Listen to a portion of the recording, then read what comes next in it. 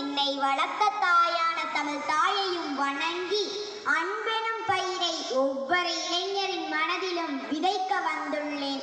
சும்மாவா சுவாசித்தோம் சுதந்திரத்தை? எண்ணி பாருங்கள்.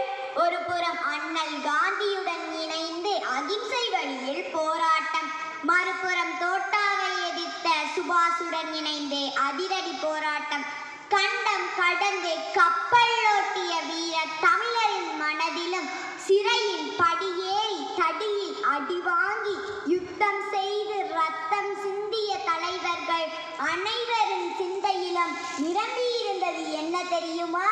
அடுத்த தலைமுறையாவது சுதந்திர காற்றை சுவாசிக்கட்டுமே என்ற எண்ணம்தான். சுதந்திர நாடு என்கிற பெயரை பெற்றுவிட்டோம், ஆனால் சுவாசிக்கவே திணறுகிறோம். ஏன் தெரியுமா? மரத்தை வெட்டினோம், மழை நின்று போச்சு. மண்ணில மாசு சேர்த்தோம், இன்று மருத்துவ செலவு கூடி போச்சு. இந்திய அரசமைப்பு சட்டம் அமலுக்கு வந்த நாள், மன்னர் ஆட்சி மாற்றாக குடியரசு ஆட்சி அமலுக்கு வந்த நாள். உண்டு வாழ்வது மட்டும் வாழ்வல்ல, வெற்றியோடு வாழ்வதே வாழ்வு என்பதை உணர்ந்து நமக்கான வழியை வகுத்து கொண்டால் சுதேசிய காற்றை இனிமையாக சுவாசிக்கலாம் என்று கூறி என் உரையை நிறைவு செய்கிறேன். நன்றி, வணக்கம்.